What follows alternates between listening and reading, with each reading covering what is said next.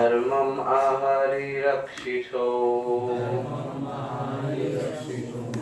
तव सन्दर्शनादेव छिन्ना मे सर्वसंशया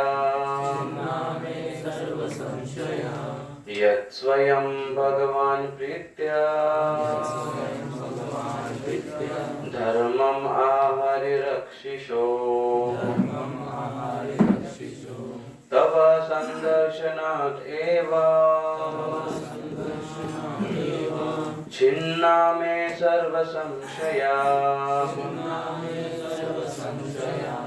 यत् स्वयं भगवान् प्रीत्या धर्मम् आहरि रक्षिषो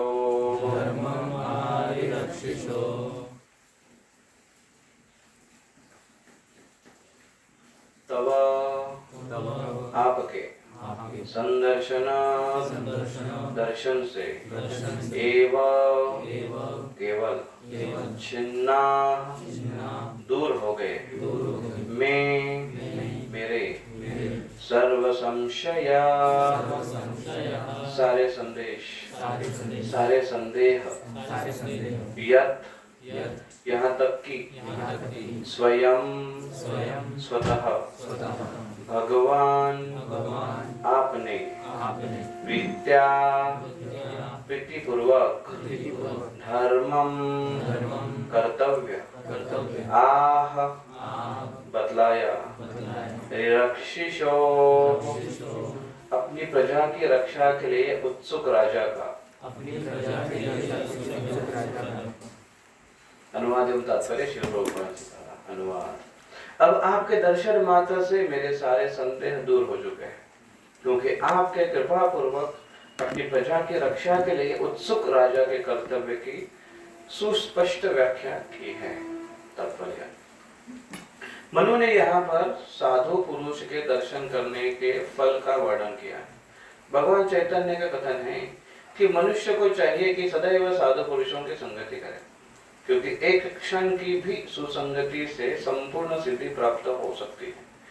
यदि किसी प्रकार से साधु पुरुष से भेंट हो जावे और उसकी कृपा प्राप्त हो ले तो मनुष्य जीवन का सारा उद्देश्य पूर्ण हो जाता है। मनु के इस कथन का हमारा व्यक्तिगत अनुभव वास्तविक प्रमाण है। एक बार हमें विष्णुपाद श्री श्रीमद् भक्ति सिद्धांत सरस्वती गोस्वामी महाराज के दर्शन का अवसर प्राप्त हुआ और उन महानुभाव ने पहली भेंट में ही हमें पाश्चात्य देशों में अपने संदेश का प्रचार करने के लिए निवेदन किया। इसके लिए कोई तैयारी नहीं थी, किंतु चूंकि उनकी इच्छा थी, उनकी कृपा से उनके आदेश के पालन में हम लगे हुए हैं। इससे हमें दिव्य कार्य मिला और उन्होंने हमें भौतिक वृत्तियों के कार्य व्यापारों से उबार लिया। अतः यह सच है कि यदि ऐसे साधु पुरुष से भेंट हो जाए जो दिव्य कार्यों में ही अनुरुक्त हो और यदि उनकी कृपा हो जाए तो मनुष्य के जीवन का उद्देश्य पूर्ण हो जाता है। जो हजारों जीवनों में भी प्राप्त नहीं हो पाता वह साधु पुरुष की एक क्षण की संगति से प्राप्त हो जाता है। अतः वैदिक साहित्य में यह आदेश है कि सदैव साधु पुरुष की संगति करनी चाहिए और सामान्य मनुष्य से अपने को अलग ही रखना चाहिए, क्योंकि साधु पुरुष के एक शब्द से ही भौतिक बंधन से छुटकारा मिल सकता है। साधु पुरुष अपनी आध्यात्मिक उन्नति के कारण शक्ति संपन्न होता है और वह बद्ध जीव को तुरंत मुक्ति दिला सकता है। यहाँ पर मनु स्वीकार करते हैं कि कर्दम मुनि द्वारा कृपा पूर्वक विभिन्न जीवों के कर्तव्यों का वर्णन करने के कारण उनके समस्त संशय दूर हो चुके हैं। ओम अज्ञानतिमिरान्धस्य ज्ञानाञ्जनशलाकया चक्षुरुन्मीलितं येन तस्मै श्रीगुरवे नमः। श्रीचैतन्यमनोभीष्टं स्थापितं येन भूतले स्वयं रूप कदा मह्यं ददाति स्वपदान्तिकम्। वन्देऽहं श्रीगुरुः श्रीयुतपदकमलं श्रीगुरुर्वैष्णवांश श्रीरूपं साग्रजातां सहगण रघुनाथान्वितं तं सजीवं साद्वैतं सावधूतं परिजना सहितं कृष्ण चैतन्य देवं श्री राधा कृष्ण पदां सहगण ललितां श्री विशाखान्वितां नमो विष्णुपदाय कृष्ण पृष्ठाय भूतले श्रीमते भक्तिवेदांत स्वामी नामिने नमस्ते सरस्वती देवे गौरवाणी प्रचारिणे निर्विशेष शून्यवादी पाश्चात्यदेशतारिणे वाञ्छकल्पतरुभ्यश्च कृपा सिन्धुभ्य एव च पतितानां पावनेभ्यो वैष्णवेभ्यो नमो नमः। जय श्री कृष्ण चैतन्य प्रभु नित्यानंद श्री अद्वैत गदाधर शिवासादि गौरभक्तवृंद। हरे कृष्णा कृष्ण कृष्ण हरे हरे हरे राम राम राम हरे हरे। कम करोति वाचालं पंगुं लंघयते कृपातमहं वन्दे श्रीगुरो श्रीगुरुनाथाय।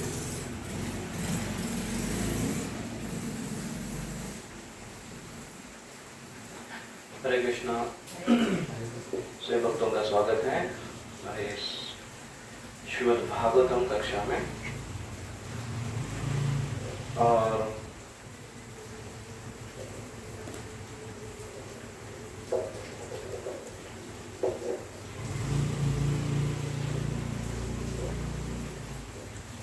पिछली बार हम पिछले अध्याय में जो चर्चा कर रहे थे उसमें अध्याय क्रमांक 21 और जहाँ पर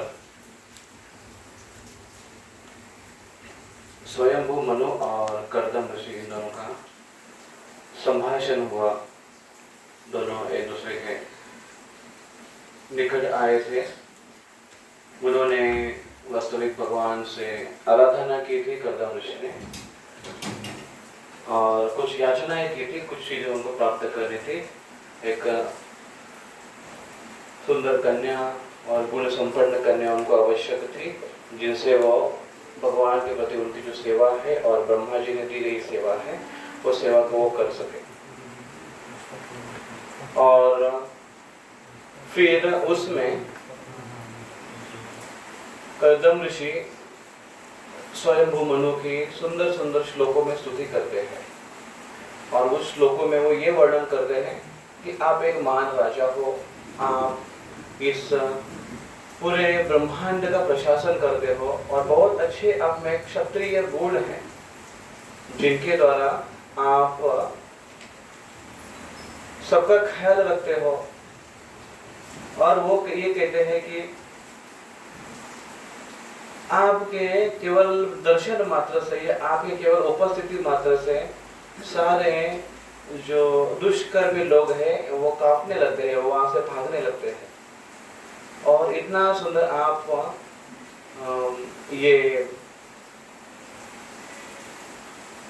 अच्छे से ब्रह्मांड में राज्य कर रहे हैं, इसके बारे में वो वर्णन करता है, उनकी स्तुति करते हैं कर्दम ऋषि।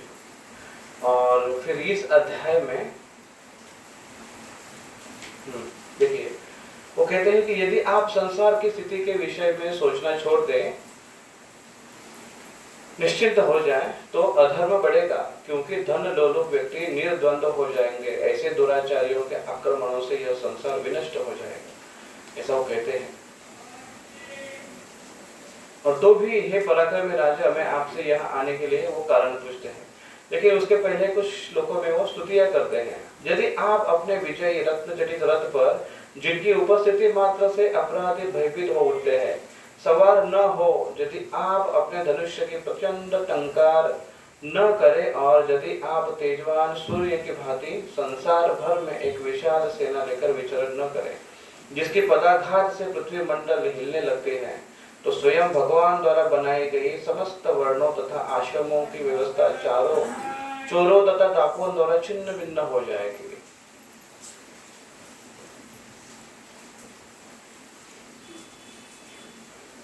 और उसके पहले श्लोक में कहते हैं, जब भी आवश्यक होता है आप सूर्य, चंद्र, अग्नि, इंद्र, वायु, यम, धर्म, वरुण का अंश धारण करते हैं। आप भगवान विष्णु के अतिरिक्त अन्य कुछ नहीं है, अतः आपको सभी प्रकार से मेरा नमस्कार है। तो ऐसे शब्दों में कर्दम ऋषि यह ऋषि है, मुनि है, गुरु तुल्य है, लेकिन और स्वयंभू मनु ये क्षत्रिय है, वर्ण में ब्राह्मण ये श्रेष्ठ होता है क्षत्रियों से, लेकिन फिर भी वो क्षत्रियों की स्तुति करते हैं कि क्योंकि उनका स्तर भी कुछ कम नहीं है, उनका स्थान भी बहुत महत्वपूर्ण है। तो इसलिए इस अध्याय के 22वें अध्याय के शुरुआत में ही स्वयंभू मनु ये कहते हुए कि कर्दम ऋषि कैसे भगवान ने ब्राह्मण को निर्माण किया है, ब्राह्मण ये भगवान के मुख है और क्षत्रिय उनके बाहु से अतः है, और दोनों को भगवान की सेवा में दोनों की आवश्यकता है। क्षत्रिय चाहिए रक्षा करने के लिए, ब्राह्मण ये सर के ब्राह्मण इतना महत्वपूर्ण घटक है समाज का, और उनकी रक्षा करने के लिए क्षत्रियों की आवश्यकता होती है, ऐसा वो कहते हैं। तो क्षत्रिय भी बहुत महत्वपूर्ण है। और इस श्लोक में तो 2-3 श्लोकों में वो इस प्रकार से कहते हैं, और ये जो श्लोक आज हमने जो पढ़ा है उस श्लोक में वो कहते हैं कि अभी यहाँ पर स्वयं को मनु कहते हैं कि मेरे सारे तव संदर्शनात् एवं छिन्ना में सर्व संशया। जैसे अर्जुन को गीता बताने के बाद अर्जुन कहते हैं कृष्ण को कि आपके उस कृपा प्रसाद से नष्ट मोह स्मृतिर्लब्ध्वा तत्प्रसाद मयाच्युत स्थितोस्मि गत संदेह करिष्ये वचनम तव। स्थितोस्मि मैं स्थित हो गया हूँ आपके ज्ञान में, आपकी कृपा प्रसाद से। अभी मुझे कुछ और कुछ करने की इच्छा नहीं, और कुछ सुनने की इच्छा नहीं, मैं समझ गया आप क्या कहना चाहते हैं, अब मैं वही करूंगा जो आप कहना चाहते हैं। यहाँ पर भी बता रहे हैं कि छिन्ना में सर्व संशया, मेरा सारे संशय। अभी यहाँ पर कोई संशय प्रकट नहीं किए थे, स्वयंभू मनु ने कोई संशय प्रकट नहीं किए थे, लेकिन कर्दम ऋषि उनकी स्तुति कर रहे थे और वो कह रहे थे कि कैसे क्षत्रिय महत्वपूर्ण है, और आपके रहने मात्र से एक ऐसे वातावरण तैयार हो जाता है, आपके उपस्थिति मात्र से जो दुष्प्रवृत्तियां वो नष्ट हो जाती है, चोर उचक के वो भाग जाते हैं, आपका इतना प्रभाव है। तो ये स्तुति भी है, और आगे के 2-3 श्लोकों में क्षत्रिय धर्म के बारे में वो बताते हैं। और फिर उनका कहने का अर्थ ये था कि इतना अच्छा आप कार्य कर रहे हो समाज में, समाज की रक्षा का इतना बड़ा उत्तरदायित्व आप स्वीकार कर रहे हो, बहुत बहुत धन्यवाद। बताइए आप यहाँ पर कैसे आना हुआ आपका, ऐसे स्तुति करते हैं। और स्वयंभू मनु कहते हैं कि आप यहाँ पर आए, आप हमारी आपने जो स्तुति की, तो ये अभी स्तुति को किस प्रकार से ले रहे हैं, स्वयंभू मनु स्तुति को किस प्रकार से ले रहे हैं, स्वयंभू मनु स्तुति को वो एज ए इंप्रूवमेंट के रूप में ले रहे हैं कि आप जैसे हम किसी को अगर स्तुति करें, किसी के बारे में अगर कुछ कहें, अरे प्रभु जी आप तो बहुत अच्छे हैं, आप बहुत अच्छा डांस करते हैं। आप जब डांस करते हैं तो साक्षात शिव जी भी तांडव करना बंद कर दे, या नहीं, ये अच्छी स्तुति नहीं हुई ना। तो आप अगर जब डांस करते हैं तो सारे भक्त स्तब्ध होकर देखना शुरू करते हैं कि आप कितना अच्छा डांस करते हैं। वास्तविक ऐसा होता है कि आप ऐसे डांस करते हैं हाथ फैलाकर गोल गोल कि सारे भक्तों को रुकना पड़ता है, नहीं तो एक हाथ लग जाएगा। ये भी इसका एक अर्थ हो सकता है, कभी कभी भक्त ऐसे भी सोचते हैं। लेकिन एक स्तुति कि आप इतना सुंदर करते हैं, आप जब कुकिंग करते हो तो सब लोग उंगलियां चाटने लगती है अपनी खुद की, तो आपका प्रसाद में इतना स्वाद है। आप जब सेवा करते हैं, आप जब झाड़ू और पोछा मारते हैं तो फर्श में अपना खुद का चेहरा दिखाई देता है। अभी थोड़ी अतिशयोक्ति हो गई, अभी कारपेट पर चेहरा दिखेगा नहीं, लेकिन फिर भी ये स्तुतियां इस प्रकार से कि प्रभु आप में एक विशेषता है। तो प्रभु जब सुन रहा है तो कोई भी ग्लोरिफिकेशन आ जाए, कोई भी स्तुति आ जाए, तो उसको 3 प्रकार से लिया जाता है, या 3 प्रकार के स्थानों में उसको किया जाता है। फर्स्ट, और एज अ नव शिक्षा या नए व्यक्ति के साथ अगर हम व्यवहार करते हैं तो उसने कुछ भी किया तो क्या होता है, as a glorification, as a encouragement, इनको एनकरेज करने के लिए, अरे वाह वाह वाह बहुत सुंदर बहुत सुंदर। वो कुछ करते करते अगर उसमें बहुत बेसुरा भी निकल जाए, अगर गा भी रहा है तो गाते गाते कभी कभी अगर हो जाए उसका, तो भी बोलते अरे वाह वाह वाह और अच्छे से गा, और अच्छे से गा। उसको अच्छा लगता है, उसको लगता है अरे वाह मैं अच्छे से गा रहा हूँ। Encouragement, as a encouragement. कोई भी वो सेवा कर रहा है, झाड़ू भी मार रहा है, गा भी रहा है, करतार बजा रहा है, या फिर किसी भी प्रकार की सेवा करने की कोशिश कर रहा है, तो उसको एज अ एनकरेजमेंट के रूप में देखना चाहिए, या देखना होता है, या देखते हैं। तो ये पार्ट हमारे लाइफ में होना चाहिए कि first should be seen as a encouragement. तो हमारी अगर कोई स्तुति करता है तो हमने भी, अगर बड़े हमसे अगर हमारी स्तुति करते हैं तो हमने ध्यान रखना चाहिए कि ये किस मोड में हो सकता है। तो फर्स्ट अगर हम अपने आप को बहुत छोटे लेवल पे देखते हैं तो एज अ एनकरेजमेंट। सेकेंड, अगर उसमें एक स्तर हो दोनों का, या फिर दोनों का एक स्तर न भी हो, लेकिन जो अभी जिनको हम काफी समय से समझा रहे हैं, प्रचार कर रहे हैं, मार्गदर्शन कर रहे हैं, अभी कुछ हद तक वो आगे बढ़ रहे हैं, उनमें भी तरक्की हो रही है। एक हद तक वो उम्र का और भक्ति के प्रैक्टिस की अगर जो तफावत है, भेद है, वो भले ही बना रहेगा, लेकिन एक अंडरस्टैंडिंग जो दोनों में आ जाती है वो लगभग सेम लेवल पर होती है। विचार करने की भावनाएं होती है, समझने की भावना होती है, शास्त्र के बारे में दृष्टिकोण रखने की भावना होती है, लगभग सेम आ जाती है। तो उस समय glorification will be taken as a appreciation. तब जो बोला जाता है वो अप्रिशिएट किया जाता है। तो उसको अगर हम कहा जाता है कि हाँ अरे वाह आप बहुत अच्छा किए हो, सुंदर सुंदर, वेरी नाइस, तो वो एनकरेजमेंट भी है उनके लिए, लेकिन वो as a equal level, that is a appreciation, वो उनका स्तुति कर रहे हैं, यस वेरी गुड, नाइस। तो दैट इज नॉट, तो एनकरेजमेंट और एप्रिशिएशन में क्या अंतर है?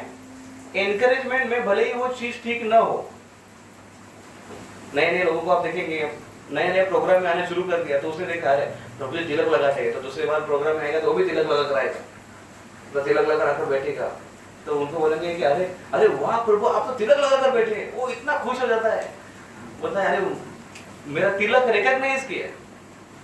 बहुत बार इसको रिकॉग्नाइज करना बहुत आवश्यक है, व्यवहारिक है ये, कि जो व्यक्ति अभी हर बार सब जगह सब समय सब व्यक्ति के साथ ऐसा होना इतना आसान नहीं है, मुश्किल भी है, लेकिन जो व्यक्ति विशेष कर एक आधी चीज हट के कर अगर आएगा, उसको अगर एप्रिशिएशन मिलेगा, एनकरेजमेंट मिलेगा, उसको अगर आप नोट करोगे, उसको बड़ा अच्छा लगेगा, उसको लगेगा हाँ कि मुझे कोई तो पूछने वाला है और कोई मेरा ध्यान रखने वाला है, कोई मुझे पूछने वाला है यहाँ पर। सपोज उसने नया पहली बार वो तिलक लगा कर आया और आपने बोला अरे वाह प्रभु आपने तो तिलक लगाया, उसको लगा हाँ मुझे तिलक लगा, इनको पता है, इनका ध्यान है बराबर मेरे ऊपर।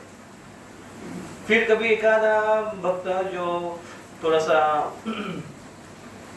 अलग पोशाक पहन के आता है और एक दिन आपने देखा कि कुर्ता पहन कर आ गया, तो आप बोलोगे कि अच्छा अरे कुर्ता पहन कर आ गया, तो कुर्ता अगर कुर्ते की अगर आप उसकी स्तुति करोगे तो वो अगली बार धोती पहन कर भी आएगा। लेकिन अगर आपने उसकी तो कुर्ते को नोटिस नहीं किया, एनकरेजमेंट नहीं किया, अगली बार वो कुर्ता टी शर्ट बन के आएगा या फिर और कुछ है वो बन के आएगा। ऐसे तो नोटिस करना, व्यवहारिक घर में भी ऐसे हो,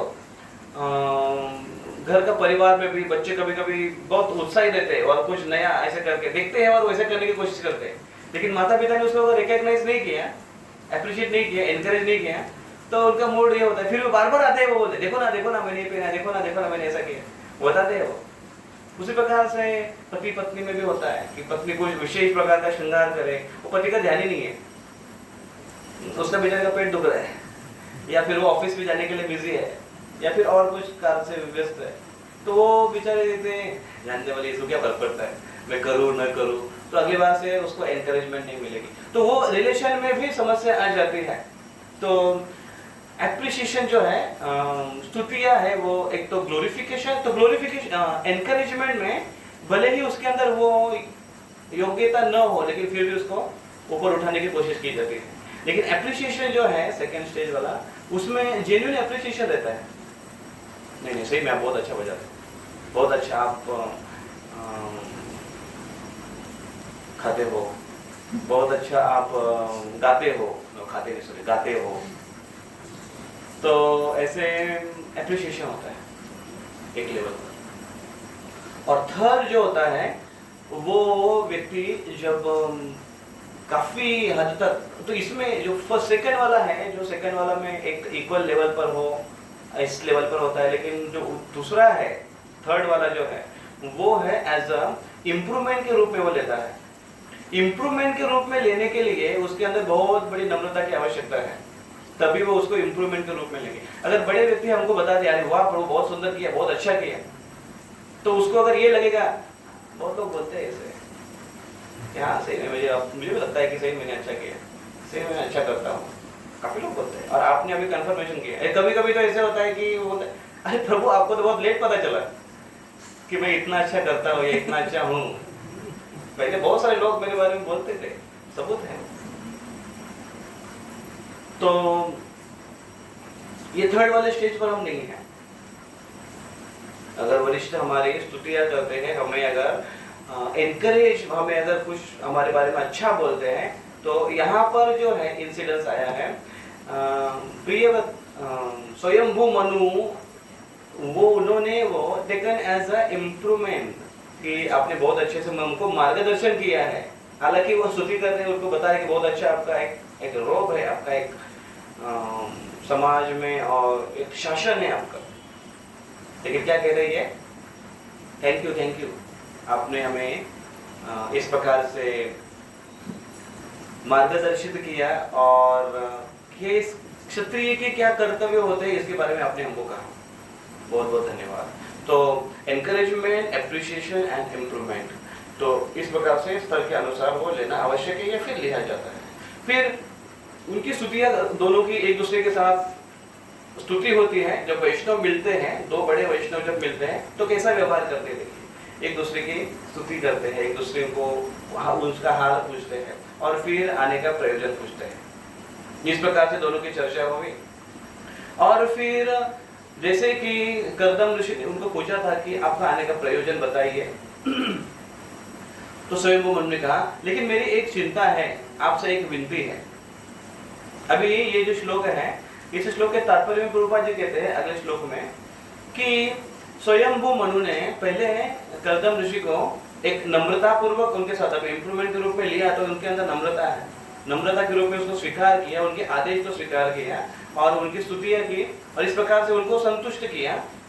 संतुष्ट करने के बाद वो अगले श्लोक में बोलते हैं कि लेकिन मेरी एक चिंता है कि मेरी एक लड़की है जिससे मैं बहुत अधिक प्रेम करता हूँ, और एक पिता की वो एक चिंता होती है कि लड़की, उनका विवाह हो कोई अच्छे लड़के से, ये उसकी चिंता होती है, ये उसकी आखिरी जिम्मेदारी होती है। तो मेरी भी उसी प्रकार से जिम्मेदारी है, आप कृपया स्वीकार करो।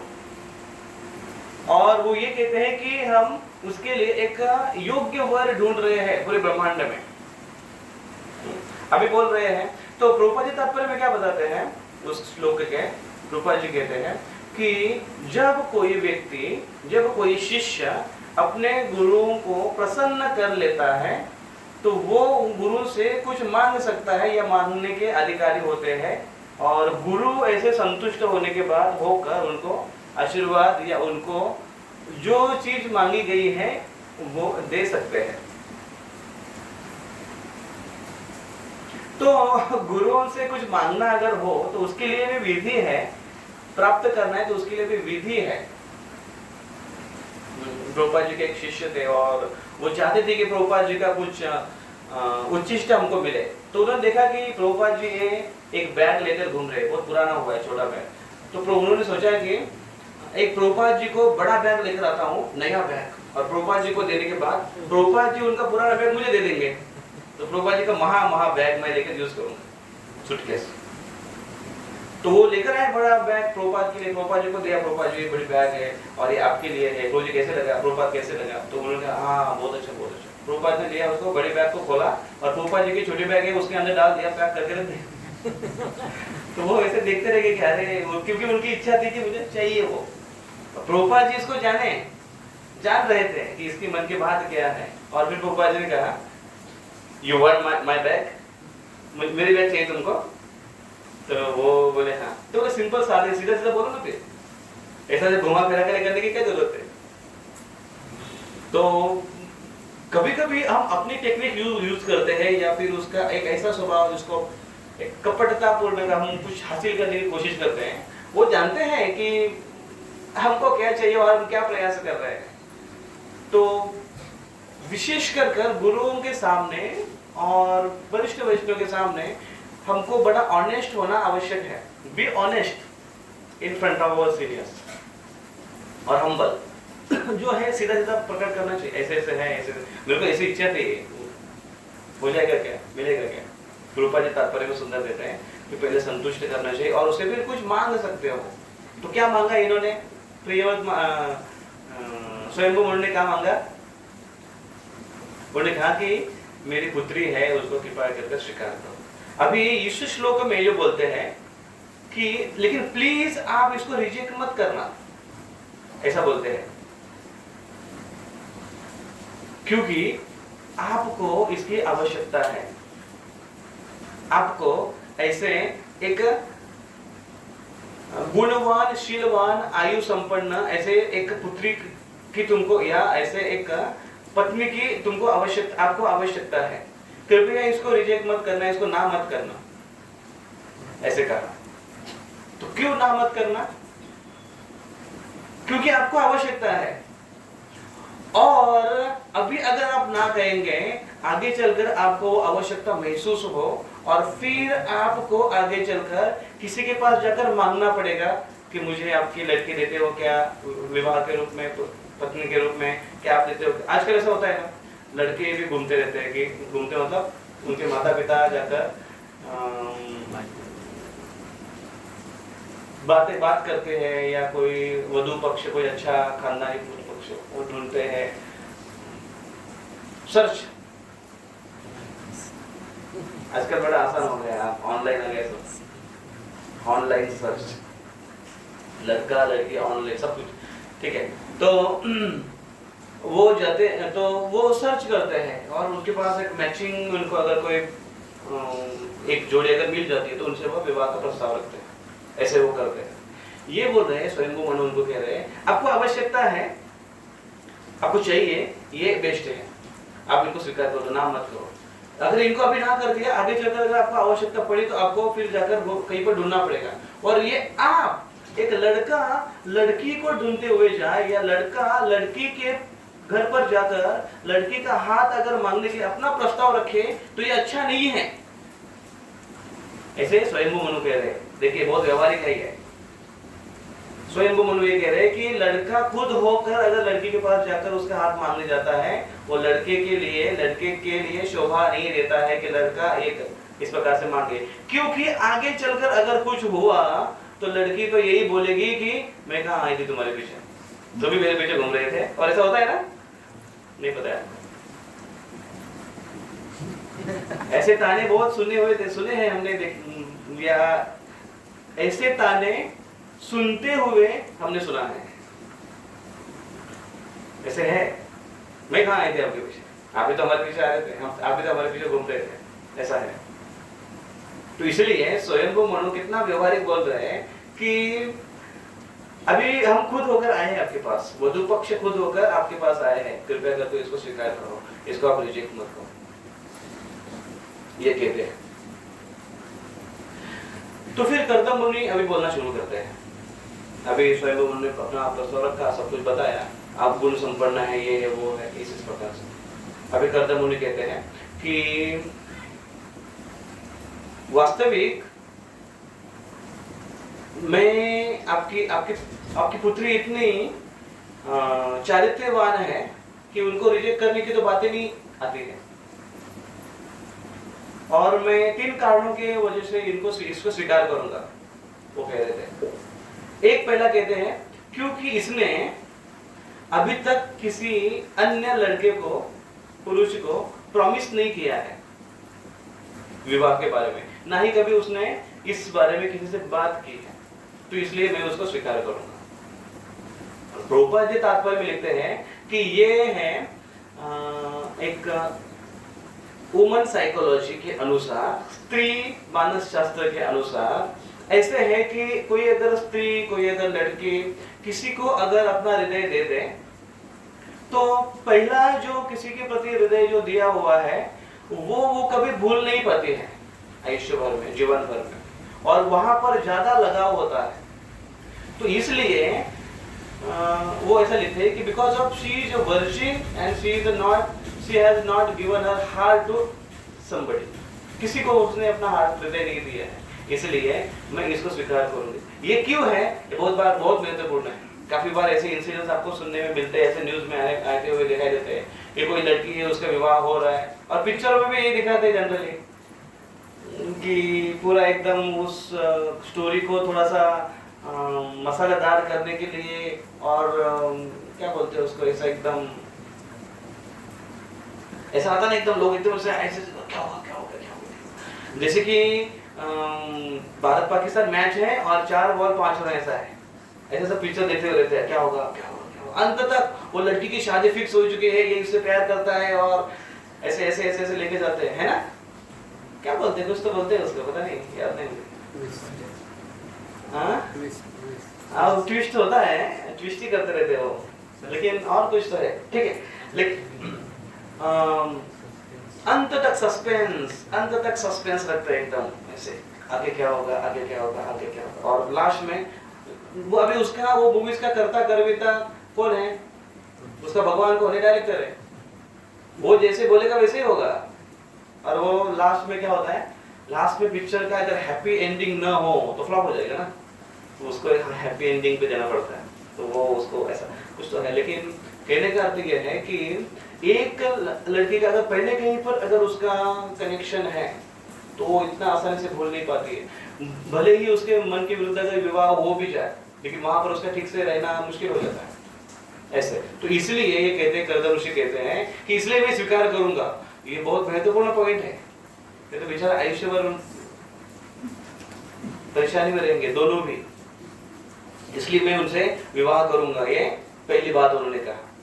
फिर दूसरा वो कहते हैं कि, और दूसरा इसके बारे में मैंने सुना है पहले,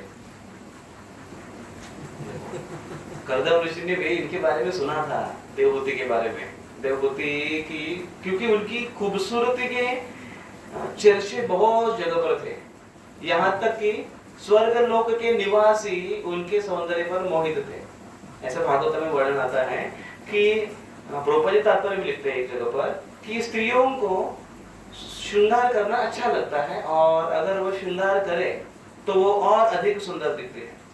लेकिन ऐसा यहाँ पर वर्णन है कि देवहूति इतनी सुंदर थी कि वो जो ज्वेलरीज उनके ऊपर लगाने के बाद वो ज्वेलरी सुंदर दिखती थी देवहूति के कारण, क्योंकि वो इतनी सुंदर थी, इतनी सुंदर थी, इसलिए उनके चर्चे स्वर्गलोक तक थे। तो करदम ऋषि बोल रहे हैं, एक बार ऐसे हुआ, मैंने ये सुना है, ऐसे बोलते हैं करदम ऋषि, मैंने ये सुना है कि एक बार वो अपने टेरेस पर, ऊपर छत पर बॉल से खेल रही थी,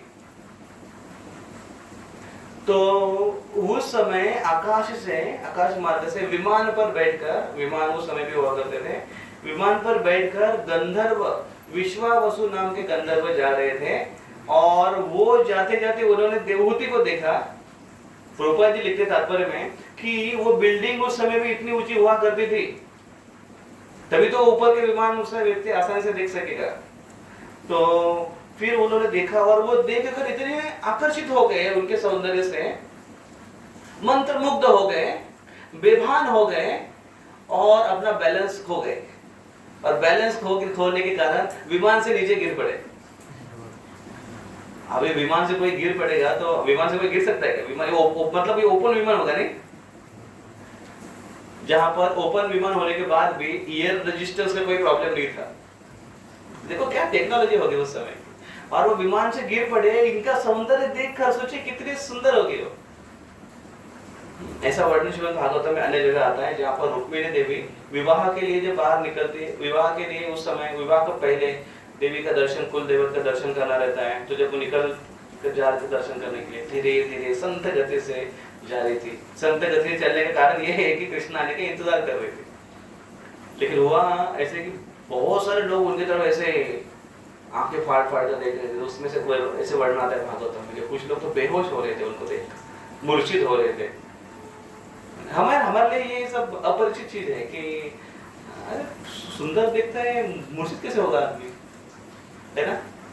क्योंकि कोई एक्सपीरियंस नहीं है, जरूरत नहीं है उसे एक्सपीरियंस की, बस सुनना इतना काफी है हमारे लिए कि सही में ऐसा भी सौंदर्य हुआ करता था, इसको देखकर कोई बेहोश हुआ करते थे ऐसे। तो वो बेहोश हुआ करते हुए, और उनका जो वर्णन आता है कि वो बॉल खेल रहे थे, तो प्रभुपाद जी तात्पर्य में कहते हैं कि बड़े घराने की जो स्त्रियां होती वो स्पोर्ट्स कर सकती थी, उनके लिए वो फैसिलिटी हुआ करती थी, बाकी अन्य जो लड़कियां रहती घर में वो नहीं करती थी, नहीं कर सकती थी, लेकिन वहां पर वो कर सकते थे क्योंकि बड़े घर में थे। तो ये जो बॉल का वर्णन जो आता है ना, गेंद उछल रही थी, बॉल जब खेल रही थी। तो भागवतम में अन्य जगह पर भी ऐसे प्रसंग आते हैं जहां पर कोई लड़की बॉल उछल रही है तो उस समय मूर्छित पड़ने के या अपना बैलेंस खोने के इंसिडेंट्स घटे हैं। तो इसलिए तो ये एक चेतावनी भी है कि स्पोर्ट्स में या इस प्रकार से किसी का अगर ऐसा पूरा अगर किसी लड़की के प्रति अगर ज्यादा अवलोकन हो, ज्यादा अगर निरीक्षण करना अगर कोई कर रहा हो तो ये बिल्कुल एक खतरे से खाली नहीं है उस व्यक्ति के लिए। क्योंकि जब पूतना भी आई थी, पूतना जब आई थी इतना सुंदर उसने भेष बनाया था कि लोग देखकर बोले थे अरे ये तो लक्ष्मी लग रही है, हाथ में कमल भी है, ये तो साक्षात लक्ष्मी देवी लग रही है, स्वर्ग से आई है, वैकुंठ से आई है अपने कृष्ण को मिलने के लिए, आशीर्वाद देने के लिए। लेकिन ऐसा वर्णन है कि बहुत सारे लोग तो उसको देखकर इतने आकर्षित हो रहे थे और कामुक भी हो रहे थे और केवल ऐसे आ कर देखते रह रहे थे, और इसलिए उसका सही मन का जो भाव है कोई पहचान ही नहीं पाया, उसका छल कोई समझ ही नहीं पाया, क्योंकि वो दूसरे कारण से मोहित हो गए थे। सत्य परिस्थिति को व्यक्ति भूल जाता है जब मोहित हो जाता है। तो एक जगह ऐसा वर्णन आता है श्रीमद् भागवतम में जहां पर मोहिनी मूर्ति गेंद उछल रही है, मोहिनी देवी गेंद उछल रही है, गेंद खेल रही है और शिवजी उनको देखते हैं। और जैसे ही वो गेंद खेलते हुए जब से शिवजी ने देखा और शिवजी जो मोहित हुए मोहिनी के पीछे और उनके पीछे भागने लगे उनको पकड़ने के लिए। तो मोहिनी मूर्ति जो है वो और आगे भाग रही है और उनके पीछे शिवजी लगे हुए हैं, और ये उनकी जो भागा दौड़ी है वो पूरे कैलाश से होते हुए उनके जो जितने साधुगण जो तपस्या कर रहे थे उनसे होते हुए वो आगे उनको बढ़ा रहे थे शिवजी को। शिवजी समझ नहीं पाए इसको। ये एक यहाँ पर गेंद का और स्त्री का इंसिडेंस आता है। और दूसरा अभी जो हम पढ़े पिछले कुछ अध्यायों में जहाँ पर 20वें 19 के अध्याय में कि जहाँ पर ब्रह्मा जी सृष्टि का निर्मिति कर रहे हैं और निर्मिति करते करते कुछ ऐसे प्रसंग घट रहे हैं जिसके कारण वो अपने शरीर को छोड़ रहे हैं, सूक्ष्म शरीर को त्याग रहे हैं। तो ऐसे करते करते कुछ असुर जो उनके शरीर के निम्न पार्ट से जब तैयार हो गए वो उनके पीछे लग गए, ब्रह्मा जी के पीछे, ब्रह्मा जी के साथ भोग करने के लिए। तो ब्रह्मा जी ने बोला कि अरे मैं तुम्हारा पिता हूँ, मेरे पीछे तुम लोग ऐसे भाग रहे हो, और ब्रह्मा जी हंस रहे। लेकिन उनकी स्थिति देखकर डर भी गए और ब्रह्मा जी वहां से भगवान को प्रार्थना करने लगे और भगवान ने उनको कहा कि आप इस शरीर को त्याग दो। और ब्रह्मा जी ने उस मानसिक स्थिति और उस शरीर मानसिक शरीर को त्याग दिया और उस शरीर ने रूप धारण कर लिया संध्या का, ट्वाइलाइट, संध्या का रूप धारण कर लिया। और ये जो असुर है उस संध्या के जो रूप को जब देखने लगे तो उनको वो सुंदर आकृति एक स्त्री के आकृति के जैसे दिखने लगी, और वो फिर ब्रह्मा जी को भूल गए और उसके पीछे लग गए और उसको देखते रह गए और उसको अवलोकन करने लगे, उसकी स्तुति करने लगे, एक दूसरे के साथ चर्चा करने लगे, देखो कितने सुंदर है, देखो उसके हाथ कितने सुंदर है, देखो उसके पैर कितने सुंदर है, देखो वो कितने सुंदर बॉल उछल रही है। यहाँ पर भी गेंद उछलने का वर्णन आता है। तो ये इंसिडेंस कि कर्दम ऋषि ने कहा कि हाँ मैंने सुना है गंधर्व विश्वावसु ये मूर्छित हुए थे, मतलब ये बहुत ही सुंदर है, तो उसके बारे में कोई कहना ही नहीं है। तो एक तो उसका मन और कहीं पर नहीं है, दूसरा वो सही में गुण संपन्न है, इसके बारे में तो उनके पिता ने वर्णन किया था। अब ये देखते कि नहीं उनके चर्चे भी काफी है और बहुत सुंदर भी है, तो इसलिए ये ठीक है। तीसरा उन्होंने कहा कि ये ठीक है कि मैं इस कारणों की वजह से उसको स्वीकार करता हूँ, लेकिन फिर मेरी ये थर्ड एक कंडीशन ये है कि मैं उनके साथ विवाह करने के लिए तैयार हूँ, मैं विवाह करूंगा, उसको स्वीकार करूंगा अपनी पत्नी के रूप में। लेकिन मैं एक बात पहले कहना चाहता हूँ कि मैं विवाह करने के बाद संतति उत्पन्न हो जाएगी, उसके बाद फिर मैं फिर से भगवान की भक्ति में पूरी तरह से संलग्न होने के लिए चला जाऊंगा। ये मत समझना कि मैं जीवन भर उसके साथ में रहूंगा और उसके साथ में ये संसार परिवार में व्यस्त रहूंगा, नहीं। क्योंकि भगवान हमें कहे हैं, वो कहते हैं भगवान ने हमको कहा है, क्योंकि भगवान उनके सामने प्रकट हुए थे, उनको आश्वासन दिया था कि तुम्हें एक सुंदर स्त्री मिलेगी, तो उन्होंने कहा, और भगवान ने ये भी कहा था कि उससे तुम्हें 9 कन्या होंगी और 10वां पुत्र होगा जो मैं स्वयं उस रूप में प्रकट होकर उपदेश करूंगा, शांति तत्व ज्ञान बताऊंगा, ये बताया था उन्होंने। तो इसलिए इन्होंने कहा कर्दम ऋषि ने कि क्योंकि भगवान ने कहा है इसलिए, और मैं यहाँ पर पूरी तरह से नहीं रहूंगा, इतने समय से मैं फिर चला जाऊंगा। परम पूज्य राधा स्वयं महाराज कहते हैं, एक बार एक भक्त ने उनको पूछा, रूपा महाराज जी मैं गृहस्थ आश्रम में एंट्री करना चाहता हूँ, गृहस्थ आश्रम में प्रवेश करना चाहता हूँ, आप आशीर्वाद दीजिए और आप हमें कुछ मार्गदर्शन कीजिए, कि आशीर्वाद दीजिए और मार्गदर्शन कीजिए। तो वास्तविक कोई अगर सन्यासियों साधुओं को अगर कुछ आशीर्वाद के लिए पूछते हैं तो आशीर्वाद मतलब उनका उपदेश ही होता है। आशीर्वाद मतलब केवल ऐसा हाथ सर पर रखना वो नहीं होता है, उनका उपदेश ही हमारे लिए आशीर्वाद है, प्रोटेक्शन है हमारे लिए। तो उन्होंने कहा अगर आप गृहस्थ आश्रम में प्रवेश करना चाहते हो तो पहले वानप्रस्थ की तैयारी करो। वानप्रस्थ आश्रम की तैयारी करके ही गृहस्थ आश्रम में प्रवेश करना। वानप्रस्थ मतलब वन में प्रस्थान करना। गृहस्थ आश्रम के बाद आश्रम चेंज करना होता है। आश्रम गृहस्थ आश्रम से अनासक्त होते हुए वो भगवान की भक्ति में और लगता है, और फिर वानप्रस्थ से फिर वो एक तो सन्यासी या फिर वानप्रस्थ में अगर उसका शरीर त्याग दिया तो, लेकिन भगवान का भक्ति ये प्राधान्यता होती है। तो यहाँ पर कर्दम ऋषि भी ये सिखा रहे हैं कि गृहस्थ आश्रम में प्रवेश करना कोई प्रॉब्लम नहीं है।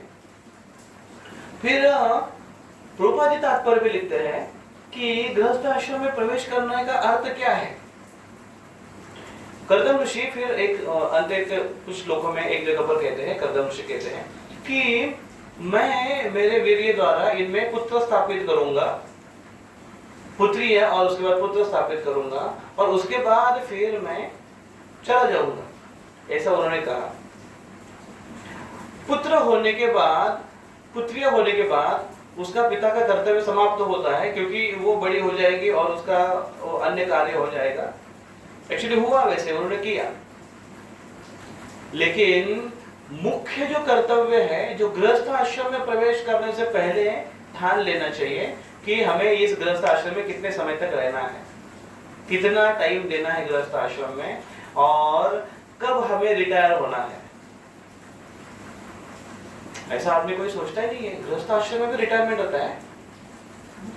हमने तो जॉब का रिटायरमेंट सुना था, हमने रेलवेज में, गवर्नमेंट सर्विस में, कंपनीज में रिटायरमेंट सुना था, लेकिन गवर्नमेंट सर्विस से रिटायरमेंट लेने के बाद भी लोग और जगह जॉब ढूंढते हैं, 4 घंटे 5 घंटे। गृहस्थ लाइफ का रिटायरमेंट कभी सुना नहीं था। गृहस्थ लाइफ में भी रिटायरमेंट होता है, मतलब गृहस्थ कार्यों से अपने आप को शिथिल करना। आज वन में जाना प्रैक्टिकल नहीं है, आदमी कर भी नहीं पाएंगे, लेकिन गृहस्थ आश्रम में भले ही घर में रह रहे हो, लेकिन गृहस्थ आश्रम में एक्टिव नहीं रहना है ज्यादा। धीरे धीरे धीरे धीरे धीरे हमको न्यूट्रल होते जाना है और बच्चों को कहना कि आप अभी संभालो। नहीं तो बहुत बड़ी समस्या हो जाती है कि माता पिता वो बच्चों के परिवार में, संसार में अपना दिमाग डालते रहते हैं और खुद दिमाग का दही बना रहते हैं और दूसरों को भी परेशान करते हैं। ऐसे हो रहा है आज समाज में, और इसलिए माता पिता का बच्चों के साथ जमता नहीं है। और फिर ज्यादा बूढ़े होने के बाद फिर उनको जबरदस्ती बच्चे बाहर निकालते, उनको बोलते प्लीज अभी आप ज्यादा इंटरफेयर मत करो, हमको करने तो हमारे हिसाब से। खुद होकर बच्चों को बोलना पड़ता है, फिर भी वो आता है बीच बीच में कुछ अपना सजेशन, अपना मार्गदर्शन करता है। नहीं पूछा है मत बताओ, नहीं चाहिए उनको आपका गाइडेंस मत बताओ। तो इससे परिवार, घर परिवार बड़े अच्छे से चल सकता है। और उन्होंने ज्यादा से ज्यादा ध्यान लगाना चाहिए भगवान के आराधना में। जितना वो ज्यादा, कोई अगर व्यक्ति है, माता है, कोई अगर दादी है या कोई अगर दादाजी है, ये जितना ज्यादा भगवान के भक्ति में ध्यान लगाएंगे उतना ध्यान बच्चे वो दादा व दादी में लगाएंगे। लेकिन दादा दादी जितना ध्यान उनके परिवार में लगाएंगे उतना ज्यादा वो बच्चे और पोता पोती है उनसे दूर जाएंगे, क्योंकि वो परेशान हो जाते हैं। और वो दादा दादी जितना भगवान में अपना मन लगाएंगे, भक्ति में जितना मन लगाएंगे, उतना वो पोतों के लिए रिस्पेक्टफुल रहेंगे, आदर्श रहेंगे। और वो कहीं कहीं पर जाकर एग्जाम्पल सेट कर बताएंगे कि हमारे दादा दादी एकदम बेस्ट। हमारे ऊपर हमको क्या करना है। तो retirement, we are yes voluntary retirement, नहीं तो फोर्सफुली रिटायरमेंट लेना पड़ेगा। तो ये बताते हैं कि हमको ये होना चाहिए। फिर प्रभुपाद जी तात्पर्य में सुंदर शब्द लिखते हैं कि वो कह रहे हैं कि कर्दमुनि कह रहे हैं कि पहले मैं संतति उत्पन्न करूंगा। संतति उत्पत्ति के बारे में प्रभुपाद जी कहते हैं 2 पर्पस के लिए संतति उत्पन्न होनी चाहिए। एक आत्म उद्धार के लिए, दूसरा पर उद्धार के लिए। जिस संतति को निर्माण किया है, जिस बच्चों को जन्म दिए हैं, वो अपना उद्धार करने के लिए सक्षम है कि नहीं, वो देखना आवश्यक है। अगर नहीं है तो उसके लिए प्रयास करना चाहिए, उनके लिए वातावरण निर्माण करके देना चाहिए, ताकि वो अपना खुद का उद्धार कर सके। खुद का उद्धार कैसे करेंगे? वो जानेंगे जीवन का उद्देश्य क्या है, मनुष्य जीवन क्या है, जन्म मृत्यु से परे हम कैसे जा सकते हैं, और हमारा शाश्वत, हमारा शेल्टर क्या है, वो उनको पता होना चाहिए। इससे वो अपना आत्म उद्धार कर सकते हैं। और दूसरे बच्चे ऐसे होते हैं कि जो खुद तो वो जानते ही है अपना उद्धार करना, लेकिन दूसरों के उद्धार के लिए प्रयास करते हैं।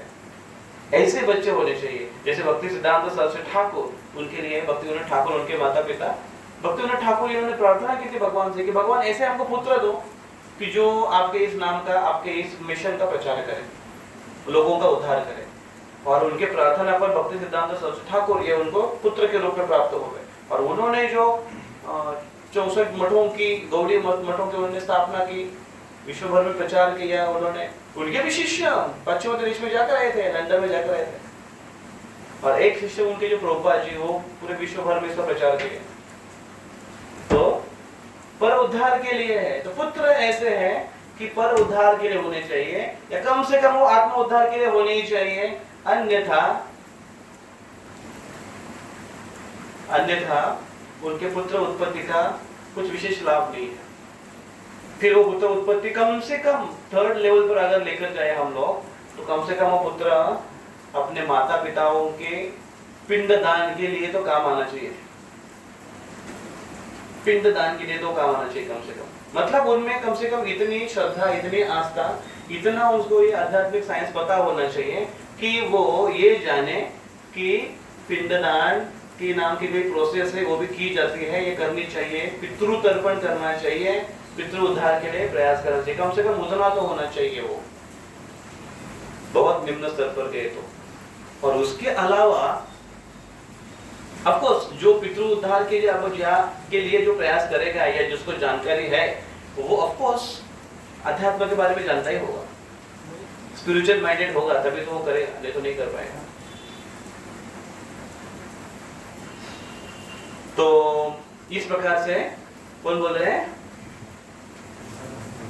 कर्दम ऋषि बोल रहे हैं कि ऐसे फिर मैं करूंगा और उसके बाद फिर मैं चला जाऊंगा। और ये बोलकर कर्दम ऋषि एकदम साइलेंस हो गए, एकदम साइलेंस हो गए और साइलेंस होकर गंभीर मुद्रा में चले गए और कृष्ण के स्मरण में मग्न हो गए। तो प्रभुपाद जी तात्पर्य में लिखते हैं कि कैसे भगवान के भक्त होते हैं, वो कृष्ण के स्मरण में कंटिन्यूअसली रहते हैं। अगर वो शांत भी रहे तो उसके मन में कृष्ण के बारे में स्मरण चल रहा है, उसमें एब्जॉर्ब होते हैं, ऐसा कहते हैं। जिसके कारण कृष्ण में कोई व्यक्ति अगर एब्जॉर्ब हो तो उसके अंदर एक तुष्टि आ जाती है, संतुष्टि आ जाती है, जिसके कारण उनके चेहरे पर एक अलग ही प्रकार का तेज उमड़ता है, या हास्य उमड़ता है, सुकून उमड़ता है। और वही हुआ कर्दम ऋषि के चेहरे पर जो एक स्माइल थी कृष्ण का स्मरण करने के कारण, और उस स्माइल करते साइलेंस हो गए और स्माइल करने लगे, और वही स्माइल को देवहूति वहां से देख रही थी। तो देवहूति ने जैसे ही कर्दम ऋषि की इस मंद मंद हर्ष भरी मुस्कान को देखा, तो वो उस मुस्कान को देखकर इतनी आकर्षित हो गई और वो भी बड़ी हर्षित हो गई, और उन्होंने अपना हृदय पूरा कर्दम ऋषि को दे दिया। अभी ये स्टोरी आगे चलकर ऐसी आती है कि देवहूति इन्होंने नारद मुनि से कर्दम ऋषि के बारे में पहले सुन रखा था। कर्दम ऋषि नाम के ऐसे एक संत है, ऐसे एक ऋषि है, और इसलिए वो वहीं से उस समय से ही कर्दम ऋषि से आकर्षित। अभी तक देखा नहीं था दोनों ने एक दूसरे को, कोई फोन कांटेक्ट नहीं किया था, व्हाट्सएप चैटिंग नथिंग, कुछ नहीं, ईमेल कुछ नहीं किया था, वो केवल उन्होंने सुना था और उनको लगा था कि हाँ this is the perfect match for me, ऐसा उन्होंने मन में कुछ सोचा था। लेकिन फिर भी उन्होंने अपना सारा निर्णय अपने पिता के ऊपर सौंपा था कि पिता जो करेंगे वो सही रहेगा मेरे लिए, इस प्रकार से। तो फिर देवहूति कर्दम ऋषि को देखकर बड़ी ही हर्षित हो गई, आकर्षित हो गई, और दोनों ने एक दूसरे को स्वीकार करने का निर्णय ले लिया। और उसी समय फिर स्वयंभू मनु ने अपनी पुत्री को सौंप दिया कर्दम ऋषि को, और शतरूपा उनकी पत्नी, कर्दम ऋषि की स्वयंभू मनु की पत्नी शतरूपा जी, वो भी उधर थी, मतलब लड़की के माता पिता दोनों थे, तो साथ में ही कन्यादान हुआ। और फिर कन्यादान के साथ साथ उन्होंने बहुत सारे ज्वेलरीज, बहुत सारे आभूषण दान में दे दिए।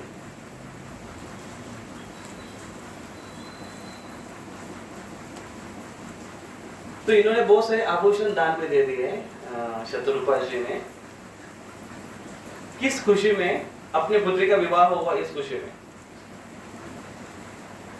रूपा जी तात्पर्य में कहते हैं कि वास्तविक किसी भी माता पिता का ये कर्तव्य है, ऐसे बोलते हैं,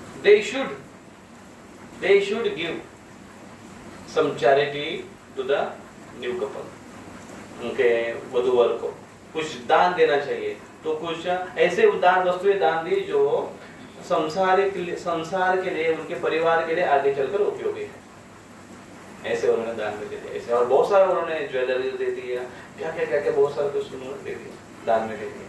और प्रभुपाद जी कहते हैं ये उनका कर्तव्य है। और शास्त्र में आप देखेंगे पीछे कि जितने भी विवाह हुए तो लड़की के माता पिता कन्यादान के साथ साथ बहुत सारा वो धन दिया करते थे, जिसको आज हम डाउरी, हुंडा, दहेज के रूप में, तिलक, ऐसे अलग अलग नाम है उसके रूप में दिया जाता है। और ये वास्तविक ये नेचुरल प्रथा है। तो प्रभुपाद जी आगे हद तक जाते हुए कहते हैं कि हर माता पिता ने अपने कन्या के साथ कुछ भेंट वस्तु देनी ही चाहिए, और अगर वो माता पिता बहुत ही अगर ज्यादा धनवान न भी हो तो कम से कम वो पत्र, पुष्प और फल तो दे ही सकते हैं अपने दामाद को। तो पुत्री के साथ साथ फल और पुष्प वो दे सकते हैं, और दामाद उसको बड़े खुशी खुशी से स्वीकार करता है। आइडियल। अभी कोई अगर माता पिता बोले अच्छा ऐसा है हमारी लड़की के लिए हम लोग फल क्या पूरा केले की ट्रैक्टर लेके आते हैं, ले दहेज में। अगर उनकी योग्यता उतनी नहीं है तो दे सकते। ये उल्टा नहीं होना चाहिए।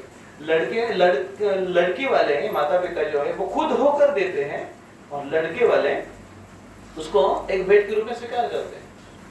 उल्टा नहीं होना चाहिए कि लड़का डिमांड करे, लड़के वाले डिमांड करे 20 ग्राम सोना चाहिए, 1.5 किलो चांदी, और लड़की को जो आप ज्वेलरीज करेंगे वो आपकी तरफ से आपको जितना जो आप कुछ भी कर सकते हो, आपकी लड़की आप जितना देना चाहिए आप दे सकते हो। और आगे चलकर आपके लड़की को थोड़ा यहाँ अगर घूमना हुआ तो अगर आप ये नहीं बहुत पुराने एक्टिवा या एक्टिवा भी पुराने हो गए ना, क्या है वो नहीं है काफी वेस्पा जुपिटर जुपिटर दे दो आप, बस ज्यादा हमको चाहिए नहीं। जुपिटर का रेट लाख से ऊपर है, जुपिटर दे दो आप। और बाकी हम आपसे 4 व्हीलर नहीं मांग रहे, तो 2 व्हीलर से काम चला लेंगे हमको। ऐसा नहीं होना चाहिए। माता पिताओं ने, लड़कियों और लड़कों ने मांगना नहीं चाहिए, और लड़कियों ने खुद होकर देना चाहिए। ये प्रामाणिक परंपरा और प्रामाणिक पुराण पर पता है। तो उन्होंने जब पुत्री को दान किया, दहेज को दान किया, उसके बाद कर्दम ऋषि ने बड़े प्रेम से उसको स्वीकार कर लिया।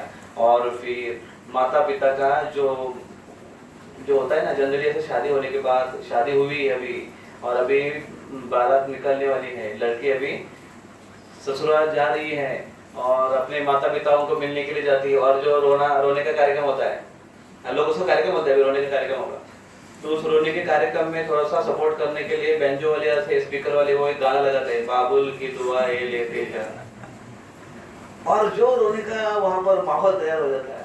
जिसके मन में बेचारे के बारे में कहीं, उसके बारे में कहीं प्रेम भी नहीं होगा, वो भी रोना चालू कर देगा, सबको रोते हुए देगा, पूरा एकदम रो रो रो रो। तो ऐसे हुआ, ये प्रेम है। रोना कोई गलत बात नहीं है, ये इमोशंस है, क्योंकि विरह की भावना हो जाती है, और इसलिए आंखों से आंसू और दुख होना ये नेचुरल है, लेकिन वो कर्तव्य है।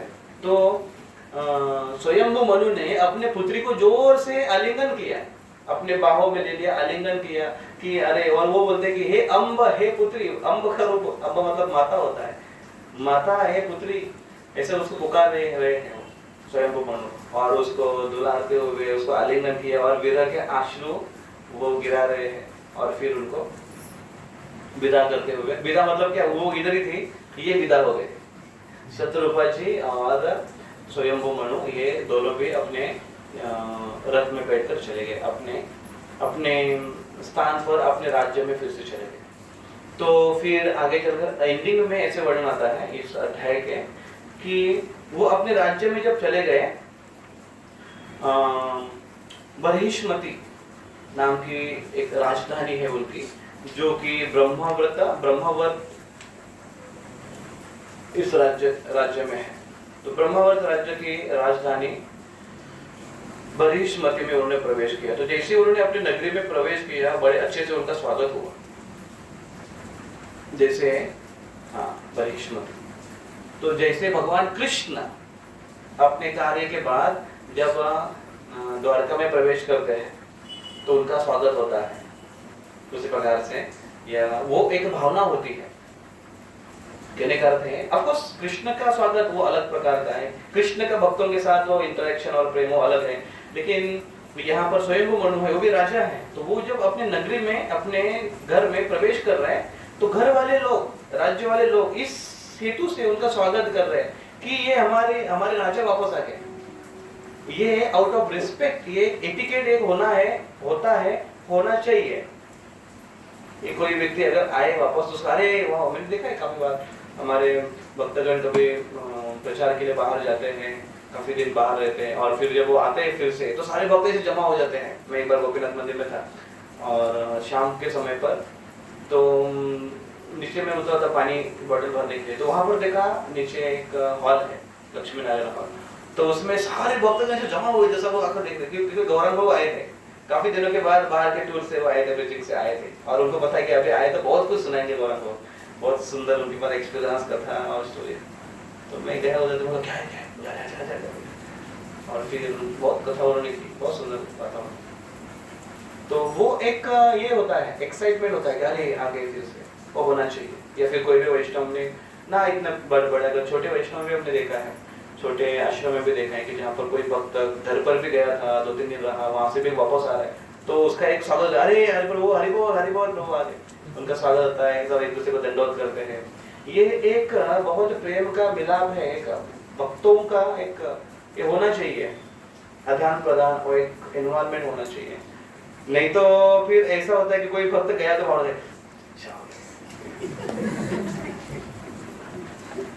अब एक हफ्ते के लिए थोड़ा सा रिलैक्स, ऐसा नहीं होना चाहिए, भावना बिल्कुल अच्छी नहीं देती। तो फिर स्वयंभू मनु आए अपने राज्य में, उनका बहुत सुंदर से स्वागत किया, और फिर वो, और उनकी नगरी के बारे में वर्णन किया गया है कि बहिष्मति उनकी जो नगरी थी वो विशेष पावन नगरी थी, ऐसे उन्होंने कहा। और फिर पास्ट टेंस से आता है उसमें, क्यों ये विशेष पावन है, प्रभुपाद जी कहते हैं क्योंकि जब वामन वराह अवतार हुआ था, और वराह अवतार के बाद वराह देव ने हिरण्याक्ष का वध कर दिया, और उसके बाद उन्होंने अपना शरीर को झटका, तो समुद्र से निकले ना, तो पानी से भरा हुआ था, तो बॉडी को सब झटक दिया उन्होंने। तो झटकते समय उनके शरीर के कुछ बाल गिरे, और वो इस नगरी में गिरे थे। उनके मनु की जो राजधानी है बरिष्मति, उस नगरी में गिरे थे उनके बाल, वराह देव के बाल गिरे थे। और वो बाल जब गिर गए तो बाल अंकुरित हुए, और वो हरे हरे कुश घास के रूप में परिणत हुए। तो कुश घास है वो भगवान वराह देव के बालों से निकले हुए हैं, बालों से बने हुए, इसलिए कुश घास ये हर पूजा में इस्तेमाल किया जाता है और बहुत ही पवित्र माना जाता है। कोई अगर ग्रहण हो तो उस ग्रहण के समय पर अशुद्धियां बाहर से अंदर न आए, इसलिए दरवाजे पर खिड़की पर वो कुश घास बांध दिया जाता है ताकि वो दूषित प्रभाव अंदर न आए। एक बार मैंने एक भक्त को कहा था कि जरा देखो भुसावल में कहीं पर कुश घास मिलता है क्या, तो बोले यस रोजी मुझे पता है कहाँ मिलता है। तो बड़े एक्साइटमेंट में वो गए और जाकर लेकर आए घास, तो इतना बड़ा घास ऐसा कुछ घास का वो बंडल बांध कर लेकर आए, मंदिर में लेकर गए। तो मैं तो बाहर था, मुझे पता नहीं था, बाद में मैंने आकर देखा, बोला क्या है ये, बोले कुछ घास है। बोले इतना कहाँ से मिला, बोले ये लिखा है, बोले वो इधर मिलता है। तो मैंने उसको देखा, खोला, तो वो उनको वो कुछ घास था ही, वो नदी में कुछ ऐसे घास निकलता है, उसको चटाई वगैरह बुनने के लिए यूज किया जाता है, वो था, और दिखने के लिए कुछ घास के जैसे दिखता है, वो था। तो मैं बोला ये देखो क्या लिख रहा है, क्या बनाया उस व्यक्ति ने, पूरा चीट कर दिया, उसको फंसा दिया, क्योंकि कुछ घास ऐसा नहीं होता है। तो फिर ऐसे घास को अगर बांधने के दरवाजे पर तो क्या फायदा होगा, भले हमारी भावना है कि हाँ कुछ घास है, नहीं फायदा नहीं होगा। तो फिर ये तो इसलिए वो नगरी बहुत ही पावन थी, बरिष्मति नगरी बहुत ही पावन थी, क्योंकि भगवान के बाल वहां पर गिरे थे। और फिर ऐसे लास्ट में वर्णन आता है कि इस प्रकार से अपने राज्य में हैप्पी लाइफ जिया उन्होंने, आनंददायक उन्होंने जीवन जिया और कृष्ण की भक्ति करते रहे। और प्रभुपाद जी इस तात्पर्य को छोड़ते हैं, प्रभुपाद जी कहते हैं कि इस प्रकार से कृष्ण भक्ति में जीवन आनंदी जीवन होता है।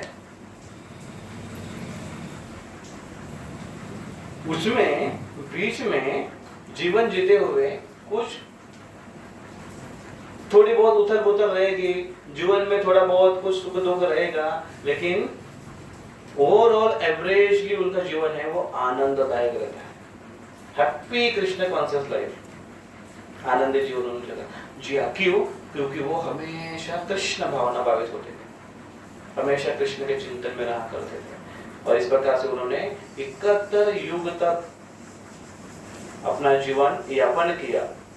इसमें ऐसे वर्णन आता है कि उन्होंने निरंतर वासुदेव का ध्यान करते और उन्हीं का गुणानुवाद करते 71 चतुर्युग पूरे किए। इस प्रकार उन्होंने तीनों लक्ष्यों को पार कर लिया। तो उन्होंने अपने कृष्ण भावना भावित जीवन को भी, अपने भक्ति में जीवन को भी पूरा किया, उन्होंने अपने पिता होने के कर्तव्य को भी पूरा किया, और उन्होंने अपना राजा होने, मनु होने के कर्तव्य को भी, तीनों कर्तव्य को उन्होंने पूरा किया। और ऐसे उन्होंने अपना जीवन यापन किया। और फिर 71 मनवंतर है, 72 मनवंतर कहते हैं, 72 मतलब एग्जैक्टली 72 नहीं, लेकिन वो एवरेज थोड़ा आता है, 71 प्लस पॉइंट ऐसे कुछ आता।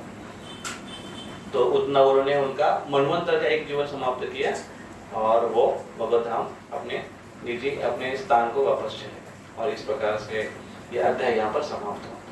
हरे कृष्णा कृष्णा कृष्णा हरे हरे, हरे राम राम राम हरे हरे। ग्रंथराज श्रीमद् भागवतम की जय। श्री श्री राधा मधुकर भगवान की जय। गौरचंद्र भगवान की जय। जगत गुरु श्रील प्रभुपाद की जय। समवेत भक्त वृंद की जय। हरे कृष्ण। किसी को कोई प्रश्न है?